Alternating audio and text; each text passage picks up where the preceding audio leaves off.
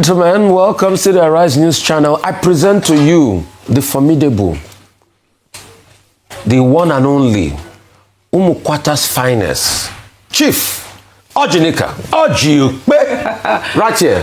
Rufy on fire. How are you this morning? I'm doing all right. TGIF. Thank God it's Friday. Hey. So you know today is my favorite day, like I said. But you know, I'm getting excited. Hold on. I didn't realize you are here. But I'm going to be getting a chieftaincy title, all thanks to Rufy on You know there's a what do we figure it out. Don't worry, we'll figure it out. You see, they finally responded. They finally.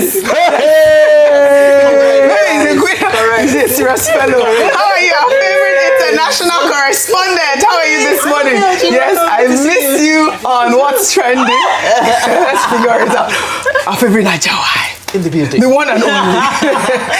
There's only one favorite Naija wife. Oji, you know, let's start. Let's begin. You know, because I went to Otakara Primary School. When it's Friday like that and it's a long weekend, yes. You know, it's been a long weekend. No, and it's a weekend. Okay, I mean, it's a weekend that still wasn't until Monday.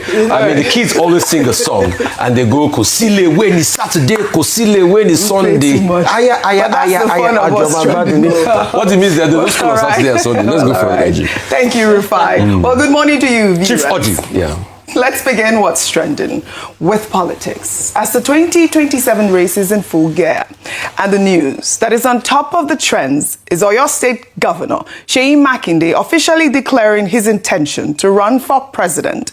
And he did it with a rally that turned the historic Mapo Hall in Ibadan into a political carnival yesterday. Thousands of supporters from the People's Democratic Party and the Allied People's Movement stormed the venue as both parties formally unveiled a grand political alliance ahead of the 2027 elections. Speaking before the cheering crowd, Makinde described Ibadan as the city of warriors while unveiling the new alliance. The governor warned that Nigeria is drifting towards a one-party state and that continuous interference in opposition parties threatens democracy itself. Today, we are all here at this mega rally to announce the grand alliance between the People's Democratic Party and the Allied People's Movement. Without a multi-party system, there is no democracy. So where is our multi-party? The economic and security situations have continued to deteriorate, putting the majority of Nigerians on survival mode. And this is on a daily basis. Those charged with the responsibility of looking out for the welfare of citizens are treating the authority they hold in trust as personal property that they can wield as they please. Ibadan is the city of warriors. Ogun Okowari, the alliance of People's Democratic Party and the Allied People's Movement. This handshake will allow us field candidates at all levels. We will field candidates from top to bottom. We will field candidates from presidency to state assembly and everything in between. Hi, Seyi Makinde, FNSC. Announce my candidacy for the position of the President of the Federal Republic of Nigeria.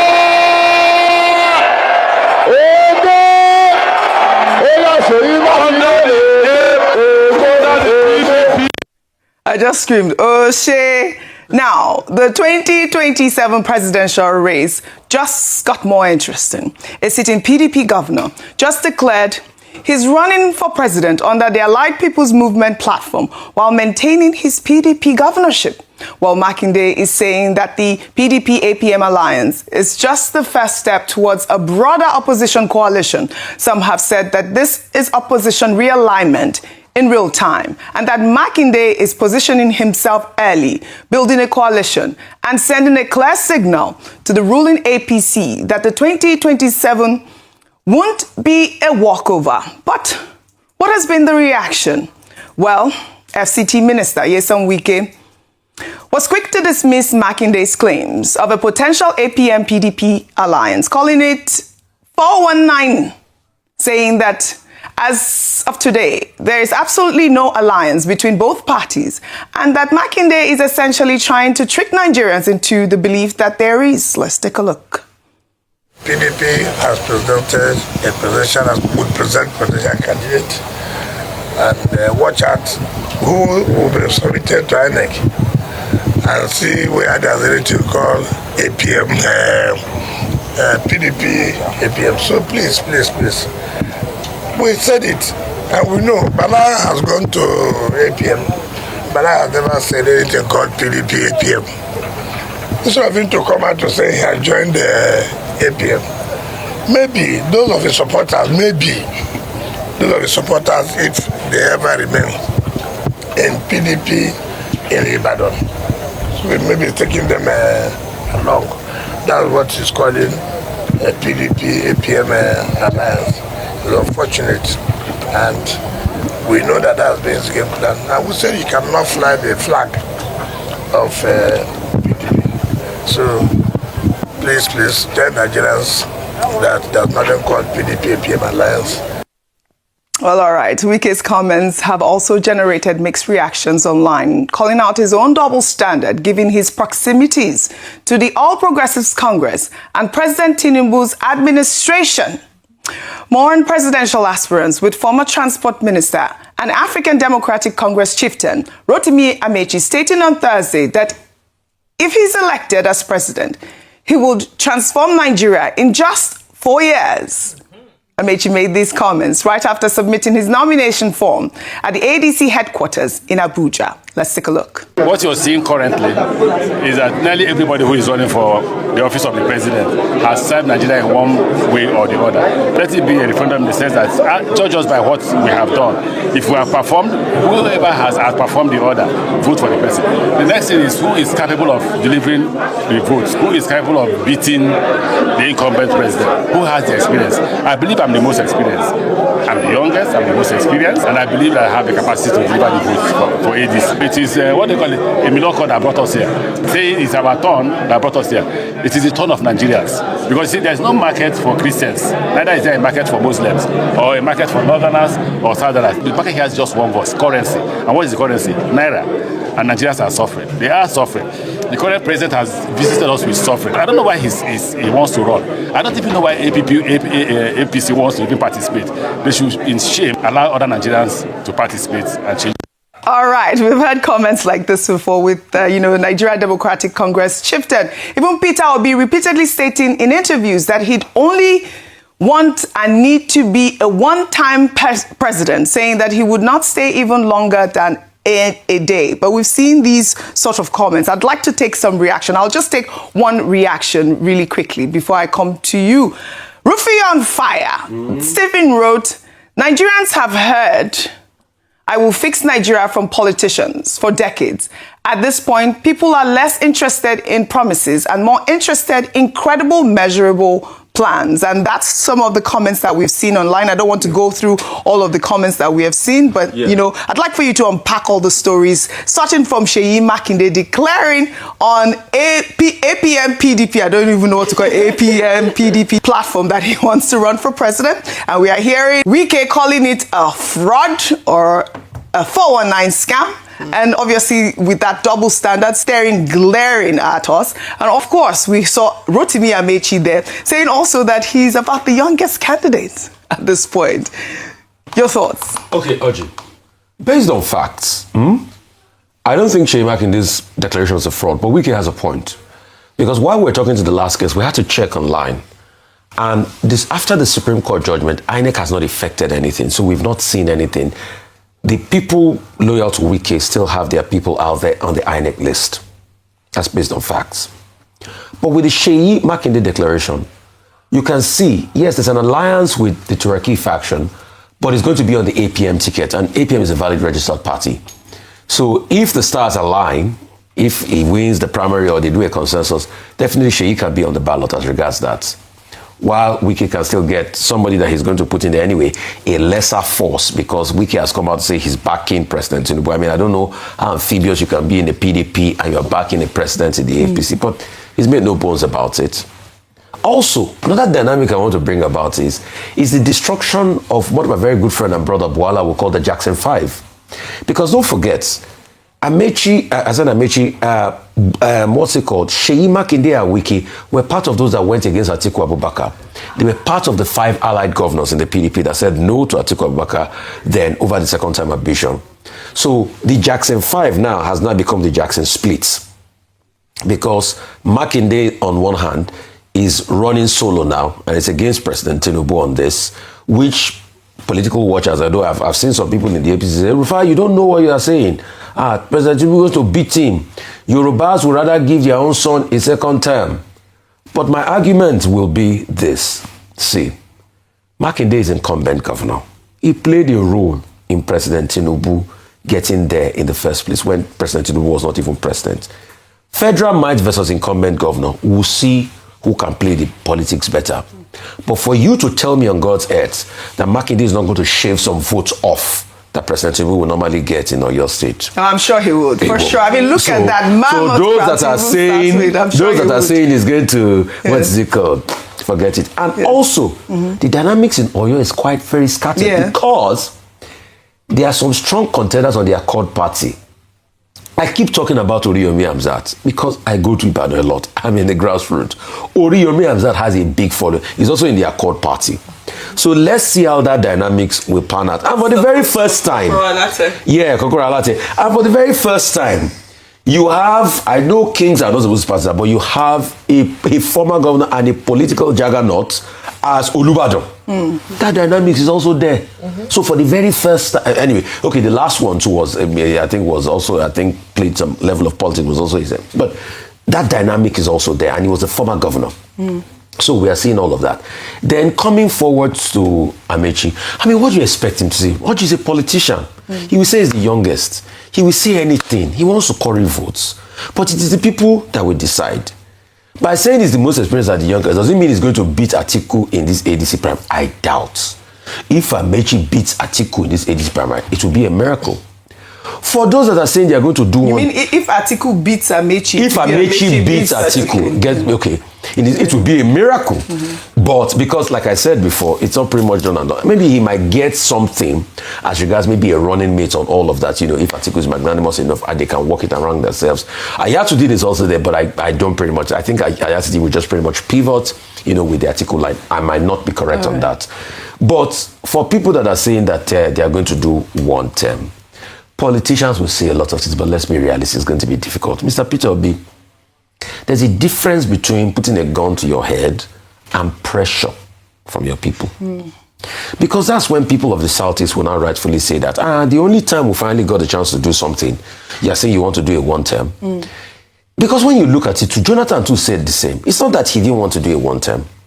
But there's also the factor of the fact that the seat is sweet. I think it was Jeffrey Ngangore, one of the former Ugandan presidents, that when he got to the seat, he said the seat is sweet.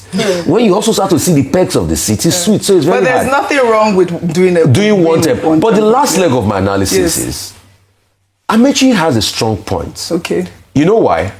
And the argument I will make is, till today, we forget in a hurry that Lateef Jakonde only did 4 years. Can you tell me anybody that since Lateef Jakonde left has been able to surpass Lateef Jakonde in length and breadth of achievements since that 4 years he did? All right. The race is on. Let the best man win. We have Rotimi Amechi, we have Atiku Abubakar, we have Peter Obi, we have, who am I forgetting? Seyi Makinde. Seyi Makinde now in the race.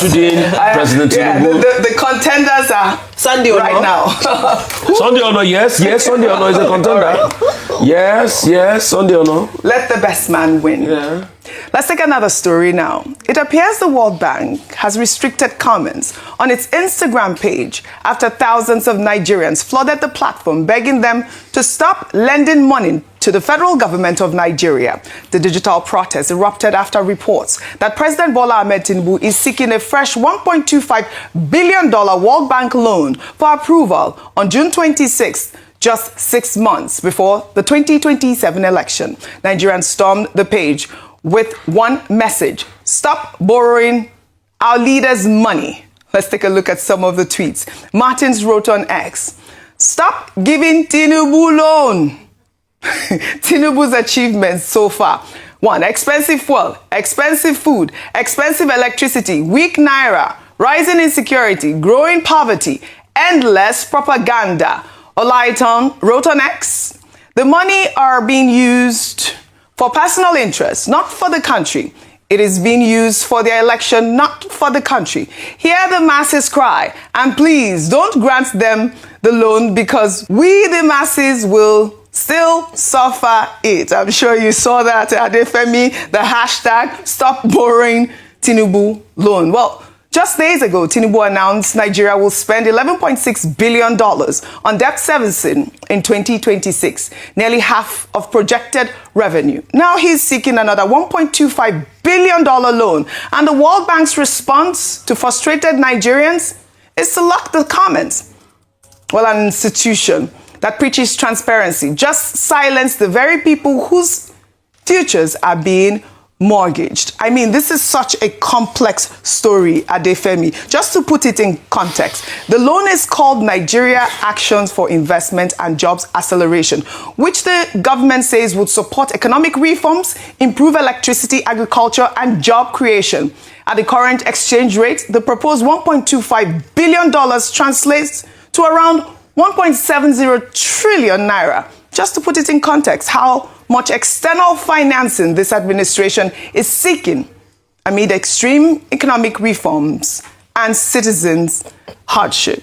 Your thoughts? It's quite tough. Okay, so firstly, I think just as human beings, as Nigerians, it's very important that we don't conflate our thoughts as facts, right? Yes. Because this is a legitimate loan request, and as you've just read, this is the purpose of said loan. Yeah. Nigerians have every right to feel concerned, angered even, with the rate of borrowing in this country because it is staggering. We actually had an entire guest segment on this topic earlier today. So it is legitimate that people should be and can be concerned. You are entitled to it.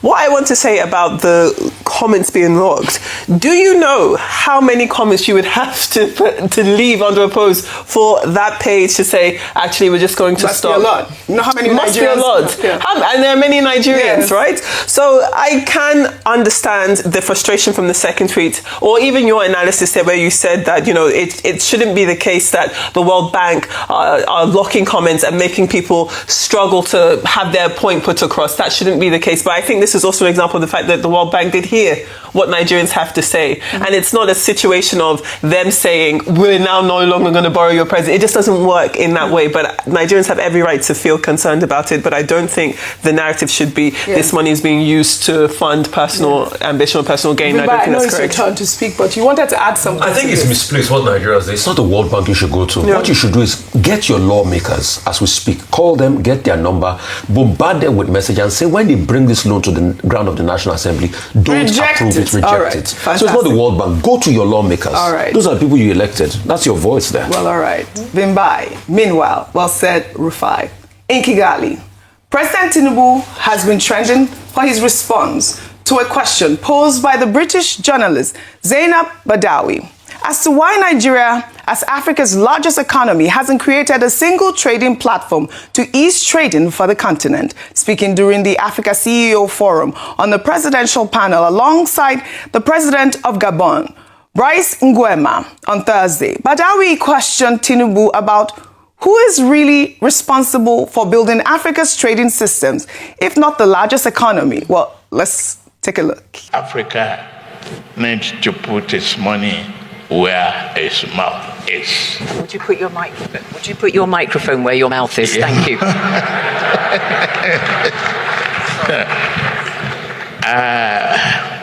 We need to put our money where our mouth is and develop a relationship.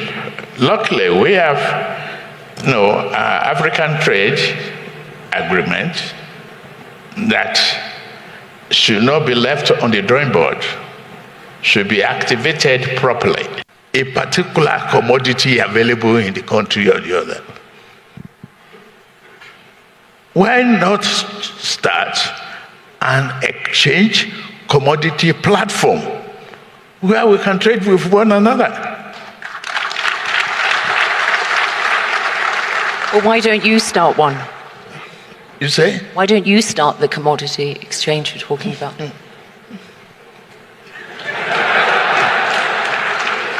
You're the most numerous country, biggest economy, or South Africa, you know, the two of you battle it out at times, don't you? Yes. Yeah. All right, why don't we start one? I mean, this video has generated mixed reactions online, with people saying that with one of the largest economies in Africa, Nigeria, in theory, should play a significantly more active role in building that infrastructure. Well, during this conversation, President Tinubu also announced that Nigeria is on course to attract almost $20 billion in foreign direct investment this year, attributing it to his administration's stabilization and reforms in spite of the frequent loan requests.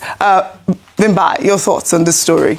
Well, first of all, I want to congratulate him, because Zainab Badawi is by no means a walkover. No, she was cheeky, she was strong, she pushed to the best of her ability given the forum that was there. Because, of course, these types of forums are to bring out the best in somebody, not necessarily to grill them. So given that, I think it was a pleasant outing. And I also think people shouldn't pay too much attention to sort of clips, little clips. I watched the full 1 hour panel. And, you know, from the beginning, his counterpart, because it was two presidents speaking, the president of Gabon, Brice Oligui Nguema, was also on the panel, and he was actually reading most of his responses, even though that was in French. So President Tinubu didn't need to read. He spoke off the cuff. He broke it down into a number of pillars, from investment to the performance of the mining sector and adding value to our minerals. He also spoke about young people being restless in Nigeria. He says they'll vote him out if he doesn't address a number of issues. But to that talking point around, you know, he said, I can beat my chest about attracting $20 billion of investment.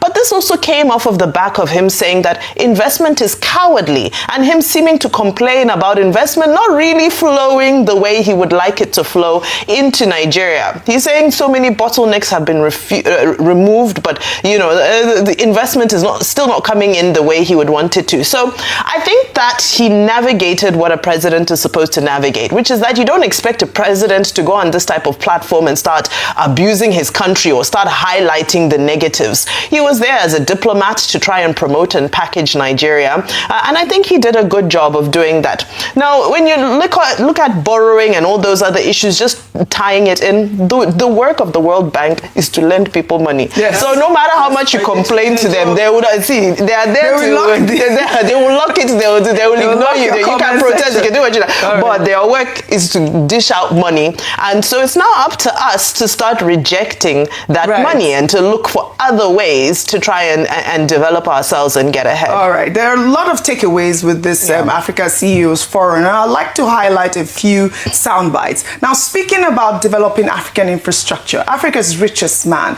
Alhaji Aliko Dangote, in a new interview revealed how he had to jump hoops to build his $20 billion refinery, including the fact that he had to build his own deep sea port and a water system the size of a small city just to get the job done. Let's take a look. I decided that I'm going to make a refinery. And let's make the biggest ever in the world. Ever in the world. 50% more than the biggest. $20 billion. $20 billion of investment. Tell me about it. So we started with that. We launched the project in 2013. We have had issues of the land for 5 years. One land, 3.5 years, the other land, 1.5 years, that we have not been able to get even access to it. All this will be blocked by what you call the mafia in oil business, to make sure that we don't come and address these issues. Luckily for us, we didn't know what we were building. Because if you knew, I was faced with the plan and the drawings all at once, right? I wouldn't have built this refinery. I would have actually chickened out. Really? Yes, because I mean, you know, when we started, you know, it's like you started swimming across the ocean. When you get middle of the ocean, you realize that the tide was bad. When you go forward, it's bad. When you go backwards, so you have to walk forward. And that is what we did. We had to just keep working and believing that we will deliver. Meanwhile, Africa's second richest individual, Abdulsamad Rabiu, the chairman of BUA Group, speaking at the Africa CEO Forum in Kigali, recounted how he was denied entry into South Africa last year while trying to enter the country with a visa that had expired by a single day. The billionaire stated that he was ultimately sent back to Lagos, but that when he was being turned away, 3 flights from Europe landed and every passenger got through visa-free. Let's take a look. Same about free trade movement of people in Africa. And again, I had a personal experience. Last year, February 2025, I was traveling to Cape Town for the mining endeavor in South Africa. And as we landed, and it was a red eye, so I left at night from Lagos to Cape Town. We arrived at 6 in the morning. And as we arrived, we went to the immigration, attended my passport. The immigration officer looked at it, and he was like, "Why is your visa?" And I said, "My visa is there." Unknown to me, my visa had expired the day before. And what happened? Unfortunately, our crew did not check the visas to ensure that the visas were valid. We were there for 4 hours, but at the end of the day, I had to turn back. I was turned back to Lagos. But the issue is, while we were waiting, to see whether we'd be able to get access into the country without a visa, there were like 3 international flights from Europe. All the 3 flights were mostly Europeans. I was standing there by the immigration desk, and each and every passenger on those 3 flights went into Cape Town without any visa at all. I do not have a problem with the fact that I was there without a visa and I was returned. I took full responsibility of that. But I had an issue being an African in Africa, being turned away because I do not have a visa, and foreigners from other continents were coming in and were allowed to enter without a visa. All right, Rufai, the irony is stunning. Africa's second richest man, a billionaire who's invested billions across the continent, creating thousands of jobs, gets turned away for a visa that expired by 1 day. But Europeans walk right through visa-free. Rabiu is diplomatically calling out what many Africans already know. The African Union talks about integration and free movement, but when it comes to actual implementation, we're still treating each other like outsiders while rolling out the red carpet for everyone else. All of this is based under the word colonialism. Colonialism. The shackles are still there. We have not gotten over it and all of that. It goes back to President Tinubu's interview session.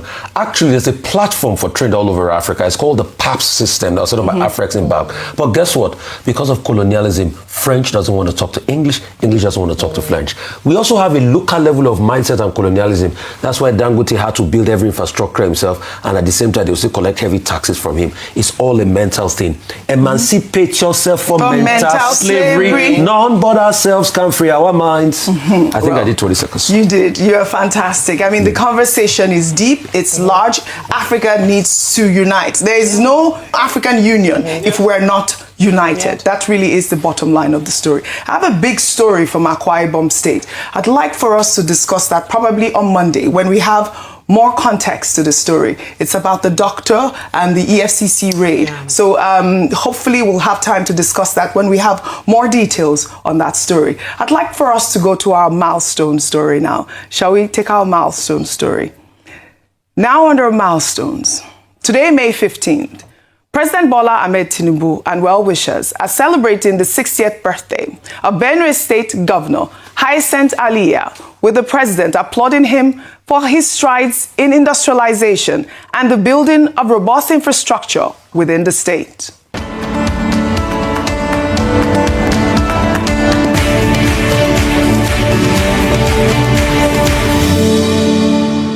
In a statement released by the president's special advisor, Bayo Ononuga, Tinubu congratulated the governor and ordained Catholic priest on his 60th birthday, commending him for his transformative efforts in the state, describing his political journey as faith made manifest. First ordained by Bishop Uso of Makinde Diocese in 1990, Aliyah was elected as governor in 2023. Since then, he has worked to build an economy based on education and agricultural development with a focus on food production, giving Benue position within the country as an industrial hub.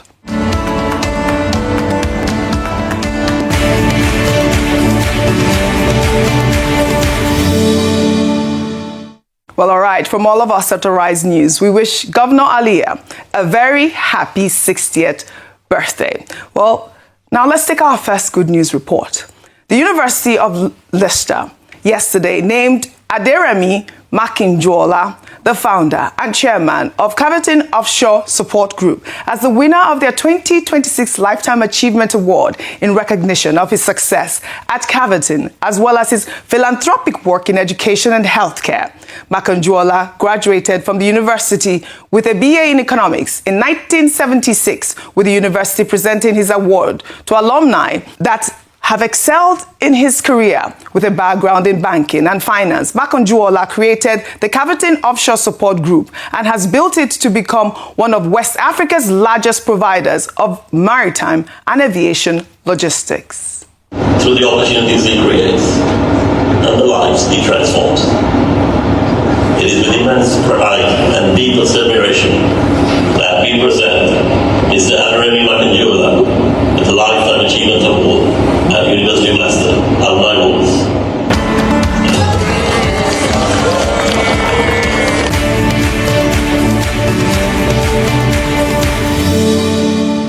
Well, congratulations to Mr. Makinde on this award. He has also had a transformative impact on Nigeria's education space, donating multiple 500-seater lecture theaters to universities across the country. I mean, we do love to highlight good news, and this is the purpose of this segment, because it cannot always be doom and gloom. Absolutely. In Nigeria. We have Nigerians doing great things. We'll take another good news report now to congratulate the co-founders of the Tony Elumelu Foundation, Tony Elumelu and Awele Elumelu, on just being named two of Time magazine's most influential leaders in the world of giving as part of the second annual Time 100 Philanthropy list.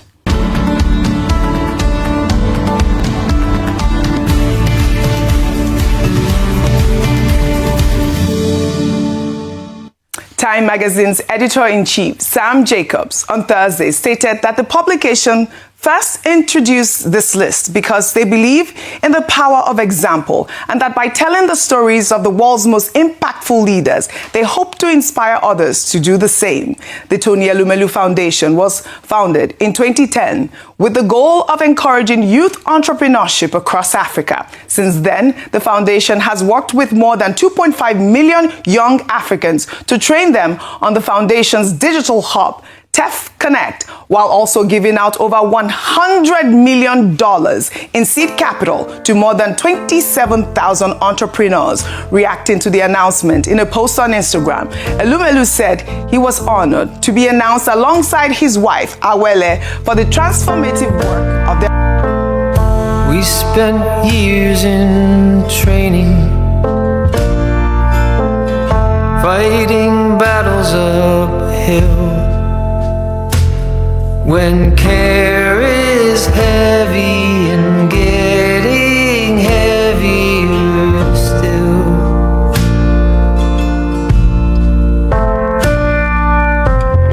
if you need or want me, I'm never too hard to find. You know the places that I like to hide, and we'll go.